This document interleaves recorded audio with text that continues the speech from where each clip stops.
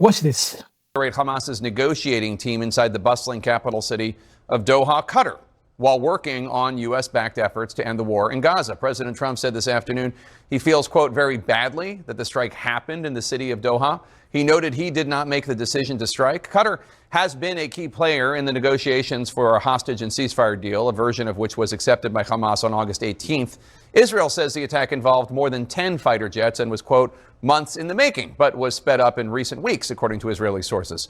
People in Qatar's biggest city, Doha, ran from the blasts, which targeted housing for several members of the Hamas political bureau. Qatar's prime minister says it was, quote, state terrorism, while Hamas says the strike killed 5 of its members, but did not take out the negotiating delegation. The chief negotiator, Khalil al-Hayya, is still alive, but his son was killed along with a Qatari security official. CNN's Clarissa Ward is in London. Clarissa?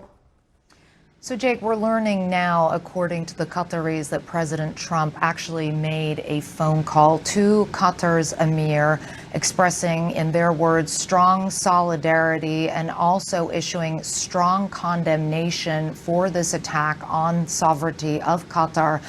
He went on to effectively say that Qatar is a strategic, trusted ally and really urging, Jake, the Qataris to continue this pivotal role that they have been playing for quite some time now in terms of facilitating these talks. There's a little bit of a question mark as to what happens with the talks. We heard earlier from the Prime Minister of Qatar, who is also the Foreign Minister, who was visibly really, Jake, angry and emotional during this press conference. He was not pulling any punches. He called it state terrorism. He had some choice words also for Prime Minister Benjamin Netanyahu, calling him effectively barbaric.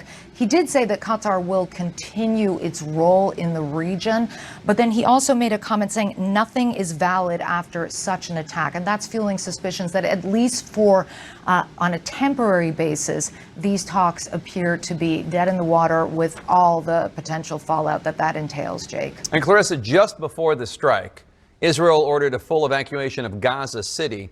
Prime Minister Netanyahu says in the past 2 days, Israel has, quote, taken down 50 terrorist high-rises, unquote, there, and warned this is only the beginning.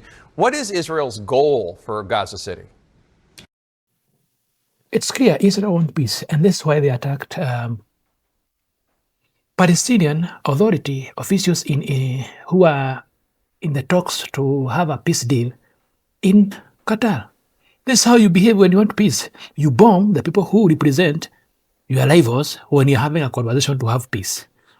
You know, when people want peace, this is what they do. Remember Isaac Rabin. What happened to him? He was assassinated. And in that process, we had a very good process to have a long-term peace deal with Isaac Rabin and the PA Authority. But do you remember what happened? He was killed. By who? You know it. And this is a country that wants peace. You know, when you tell people that some people pretend they want peace, but they are making in their behaviors, with their ethnocentrism, they never want peace. And this is a problem we are having. By the United States that Israel was attacking Hamas, which very unfortunately was located in a section of Doha, the capital of Qatar. Unilaterally bombing inside Qatar, a sovereign nation and close ally of the United States that is working very hard and bravely taking risks with us to broker peace, does not advance Israel or America's goals. However, eliminating Hamas, who have profited off the misery of those living in Gaza, is a worthy goal. President Trump immediately directed Special Envoy Witkoff to inform the Qataris of the impending attack, which he did. The president views Qatar as a strong ally and friend of the United States and feels very badly about the location of this attack. President Trump also spoke to Prime Minister Netanyahu after the attack. The Prime Minister told President Trump that he wants to make peace, and quickly. President Trump believes this unfortunate incident could serve as an opportunity for peace.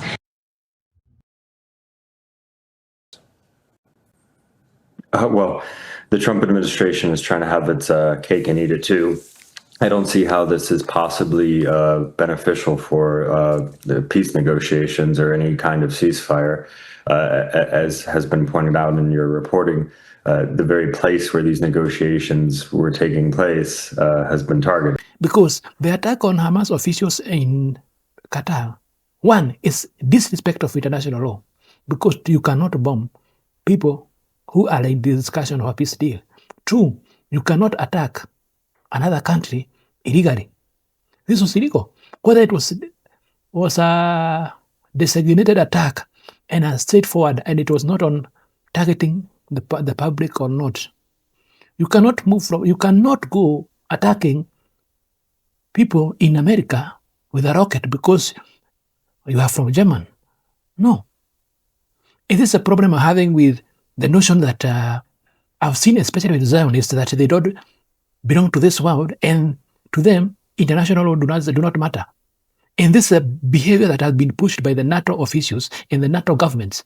And actually, I feel the biggest challenge here is America, that have shown that the Zionists can do whatever they want. They can bomb anyone. They can attack ICC, Karim Khan, and blame him for certain things that cannot be justified, and nothing will happen to them. You have seen today, the same American government have even is attacking the UN.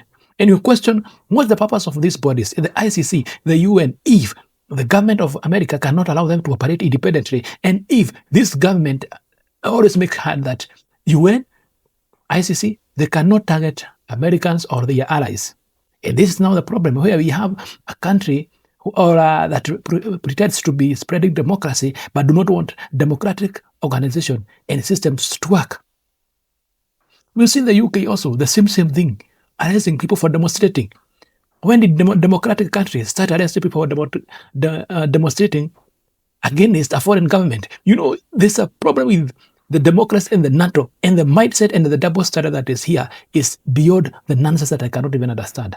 And the problem is, this is a country that wants peace. This is the country that preach that they are champion of democracy and world peace. Yet, their actions are against world peace and democracy. Let me know what you think about this attack in the comment section, because I believe these are not the people who can be regarded as people who want peace. These are people who want war.